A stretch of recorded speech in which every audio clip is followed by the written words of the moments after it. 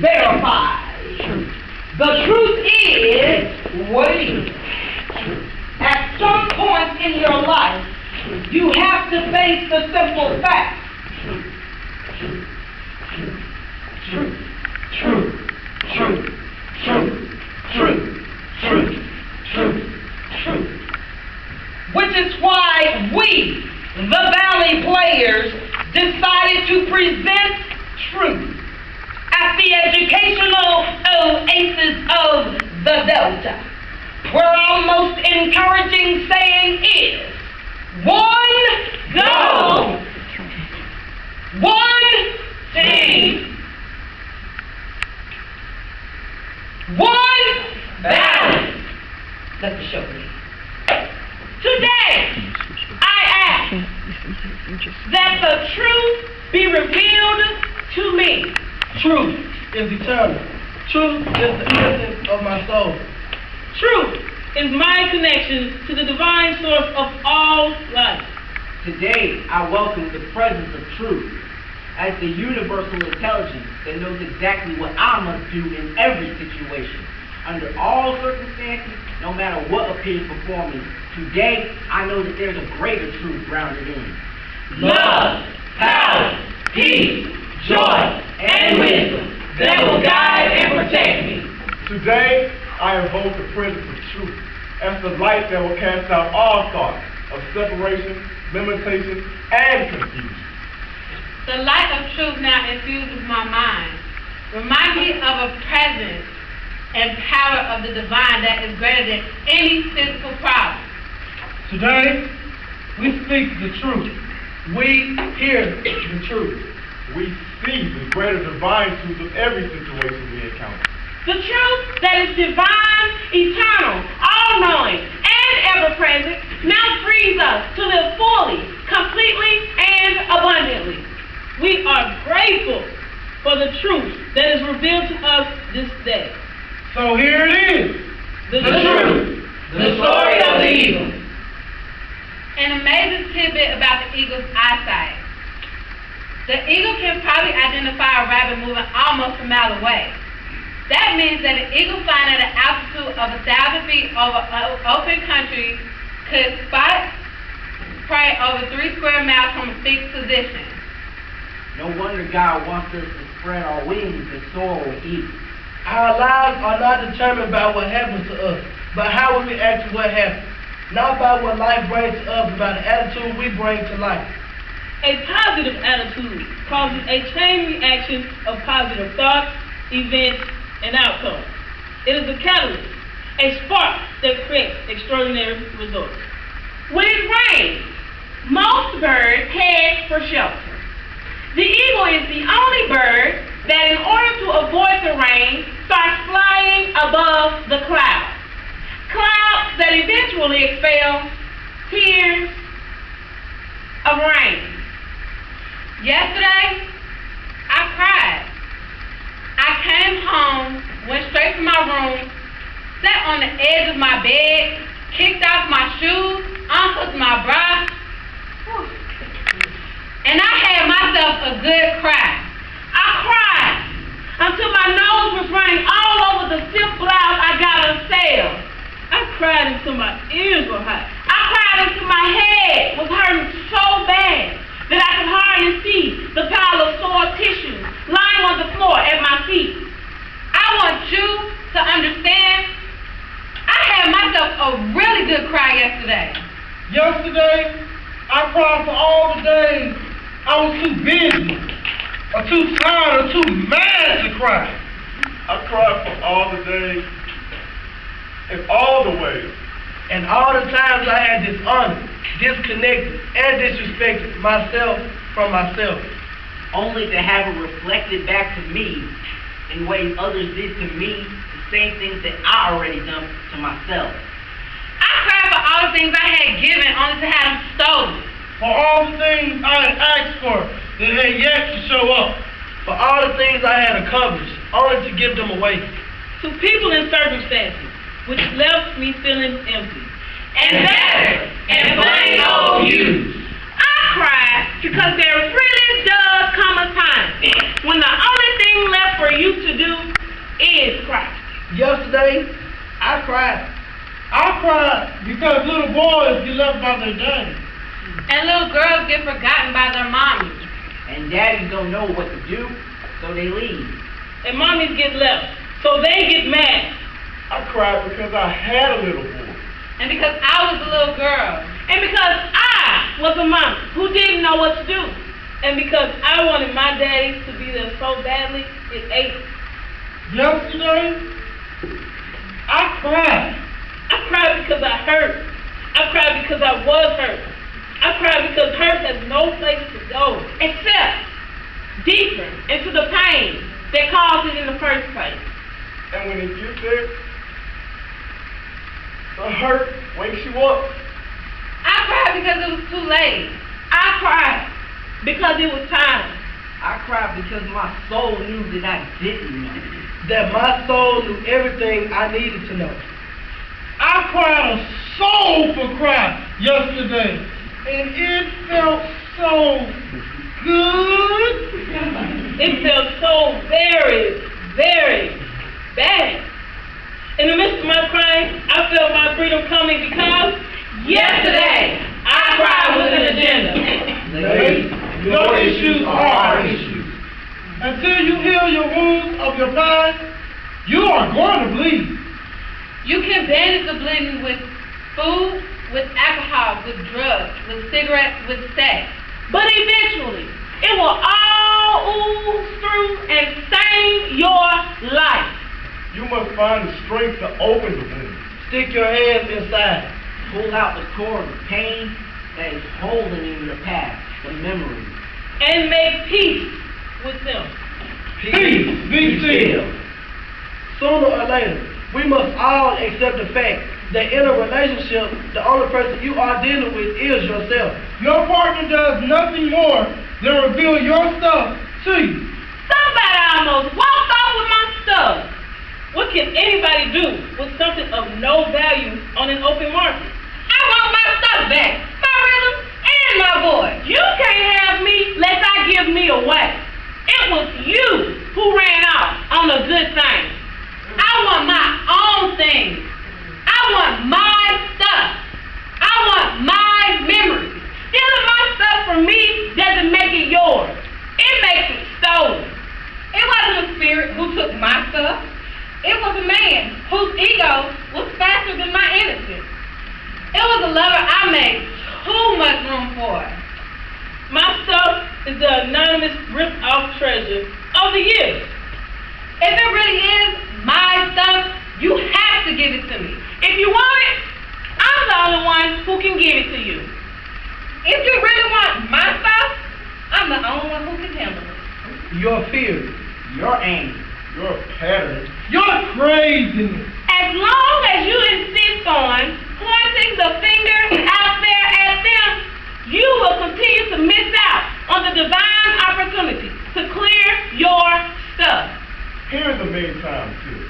We love in others what we love in ourselves.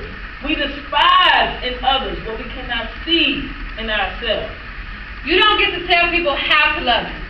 You get to choose if you want to participate in the way they love. I now realize that lives fall apart when they need to be rebuilt. Lives fall apart upon the foundation which they were built needs to be relaid. Lives fall apart not because God is punishing us for what we have or have not done. Lives fall apart because they need to. They need to because they weren't built the right way in the first place. Life would be so much easier if when we hit a snag in a relationship, any relationship, that we would stop, address it, and move ahead smoothly. The truth is, in most cases, we could do just that. The reality is we don't do it. We keep moving. We allow little insults to become raging anger, little arguments to become festering feuds, little pain to become deep wounds, and we keep moving. In many cases, we keep hurting.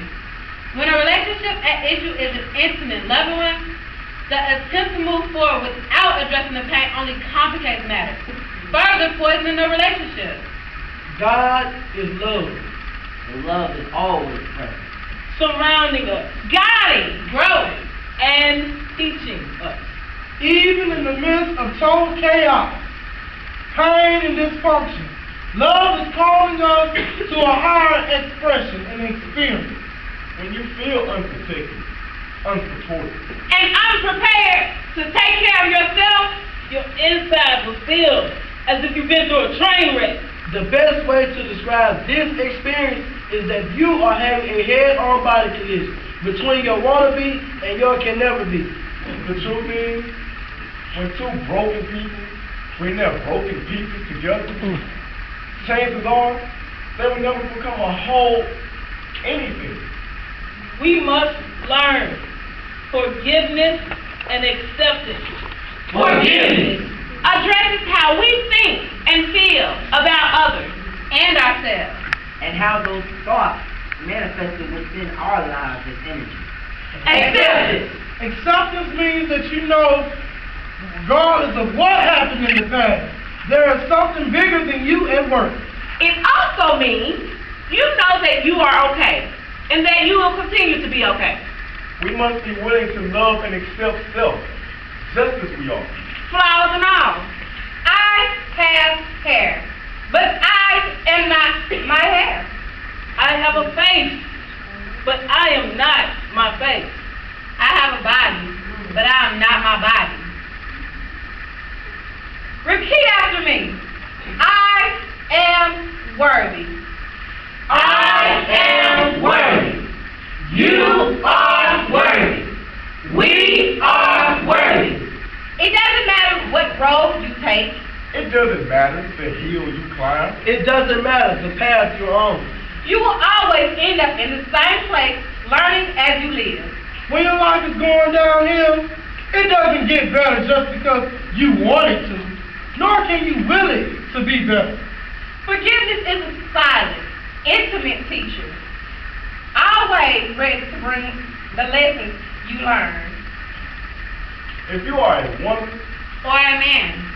You may need to forgive those who you refuse to love, or those who refuse to love you. Those who have hurt you, shamed you, and abandoned you. Or those that left you scarred and wounded. I know now that nothing in life will change until I change the way I see my attitude, my life, myself. I've learned we all get exactly what we need. When we need. In order to learn what God intends for us to know, so we can be who God intends for us to be. Forgiveness is not an easy chore to undertake, nor is it for the weak. Yet forgiveness is a daily minimum requirement for the healthy, fulfilling, meaningful life. the biggest choice for me was surrendering the need to understand. It is time that we pivot our attention to the natural dwelling place of our mind. And natural awareness of self, truth, and forgiveness. These are the thoughts that move and keep our minds safe. It leaves us to free the egos that hurt us. Let me remind you that You are here, and you are not alone. I have learned that when we have unforgiving thoughts about anyone or anything, it blocks the positive flow of good into our lives. There is no peace without forgiveness. In essence, whatever we hold in our minds and hearts will either enhance or obstruct our ability to receive not just money, but all that we desire. When you are starting your life over with a new sense of self, who you once were is going to challenge you. who you once were is going to dangle old carrots, old wounds, and issues in front of your face. When that happens, you will be tempted to revert to old feelings, old patterns, and old thoughts of behavior. Stop and think about it for me. Your eternity is in. Unfortunately, it's normal to get stuck on the heartbreak, and in doing so, miss the lesson. Judgment is harsh and mean and meant to hurt, as if what we do or say will slap others into our way of believing. When we have distorted and painful images of men and masculinity, more often than not, We find ourselves in dysfunctional relationships with all forms of power and authority. Whether or not we know what we are creating or how we are creating it, when things do not turn out the way we desire, or our human instinct drives us to look for someone to blame. When in fact, we should let forgiveness rest upon our things. More often than not, the things that we detest and judge in others are in fact a reflection of the things that we cannot accept about ourselves. Open yourself to consider the glorious possibilities that lie just beyond how you have seen, held, and related to the masculine energy of the Creator that is embodied in all. The men you have loved or those who refuse to love you. The women you have loved, and those who refuse to love you. The impact of a lack of self-acceptance is intensified in the relationship between and among men and women. We really want to see a change in the world and find a common sacred meeting place. Then, and only then, can we practice forgiveness rather than fight against it. Search for new ways of being. Release all ways of sin. The issue is to forgive ourselves for the judgment we have made about the work we do, the people we work with, And the value of what we bring to the work we do. Allow your soul to just open up. One day my soul just opened up, and the love of God shot through my veins, intoxicated my spirit, and overdosed in my mind, and I was induced with the stillness calm. peace, Please, Please, please, be still, calm like the waves in the ocean shore. calm like an infant's most peaceful sleep. calm, like the assurance of love for an unloved heart. One day, my soul just opened up. I felt so wonderful. This tremendous glow, a glow so golden, honey, roasted in pureness and grace. I mean, I was glowing so bright, the sun was outshining, seeking shade for comfort. One day my soul just opened up, and I started crying and crying and crying like regurgitate. Can't hold it in, so I got to let it out. Involuntary crying will seem like infinity and beyond. I cried tears for the stolen, broken, and beaten. I cried tears that the devil had. Never can. And never will. I cried until I cried no more. I cried until I purged my tears. I cried until I knew I would stop the crying. One day, my soul just opened up. The laughter came roaring out like a storm of thunder, starting in my eyes and dancing through my soul. Kickboxing into my heart and serenading my being until it took over my senses, kidnapping my mind, and came bursting out of me in an explosion like boom! Of laughter and laughter and more laughter. Instinct, gut jerking, knee slapping. I can't breathe because it's For my love, and all the ones who won't smile today. One day, my soul just opened up. There was a light of the world shining in my face, blinding my blindness into sight. And the wisdom strolled into my thoughts.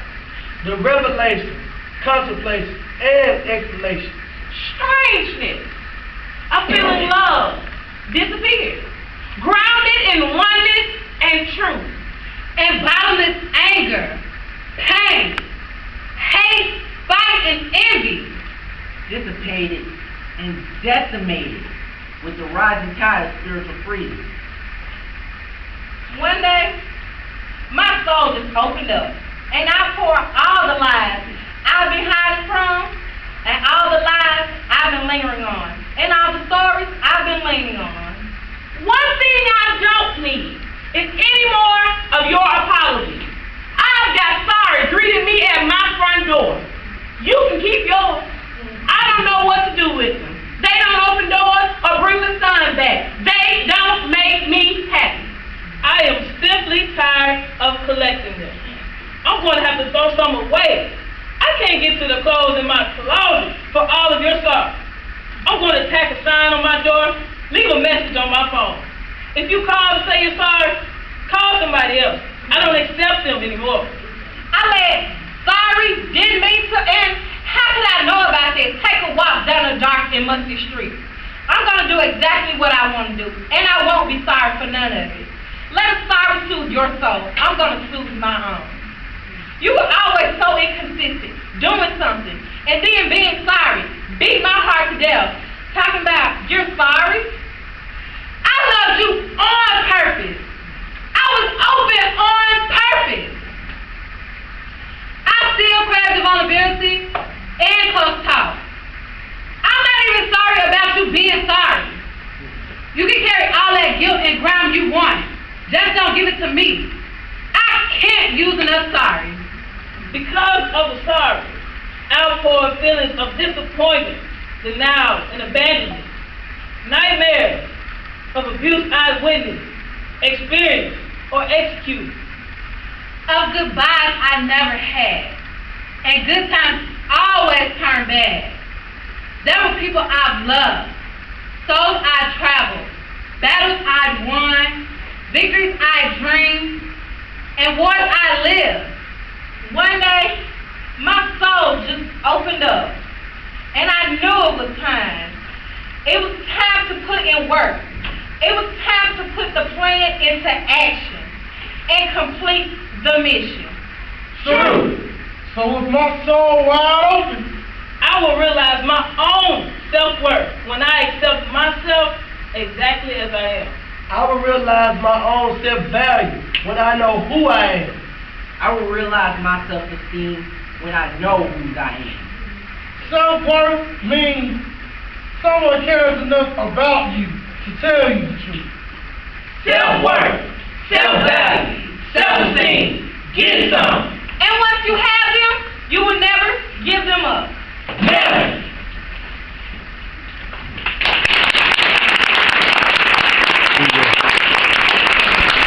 Very good. Thank you so much. I would like to take the time to introduce the cast. We have Priyanka Kimbrough, majoring in music education, hails from Cleveland, Mississippi. McKendrick Todd, majoring in elementary education, hails from Greenville, Mississippi. Raven Bledsoe, majoring in mass communication with an emphasis in journalism, hails from Batesville, Mississippi. Katrina Relaford, majoring in criminal justice, hails from Chicago, Illinois. Yolanda Mae Williams, majoring in speech communication, hails from Acona, Mississippi.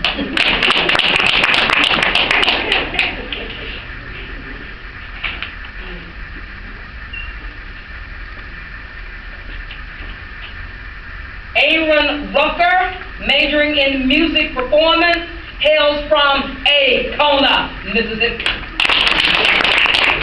Theodore Johnson, majoring in mass communication with an emphasis in broadcasting, hails from Natchez, Mississippi. Trenton Hobbs, majoring in mass communication with an emphasis in broadcasting, hails from Greenwood, Mississippi. Special thanks goes to the intern and stage manager who's circulating with evaluation sheets, if you would be so kind to evaluate this performance. This is Alexandria Edwards, majoring in speech communication. She hails from Louisville, Mississippi. Dr. Samuel Sunday, who's in the audience, the department chair. Tonight's evaluator, who is Dr. Zing. He's in the back with the pretty blue. With the handsome blue. And we also have staff, faculty, and staff in the audience, thank you so much, Miss Williams, and Miss Young, Mrs. Young. Thank you so much. And we have Mr. Professor Holston, Tim in the back over here to the side. Thank you so much. And we have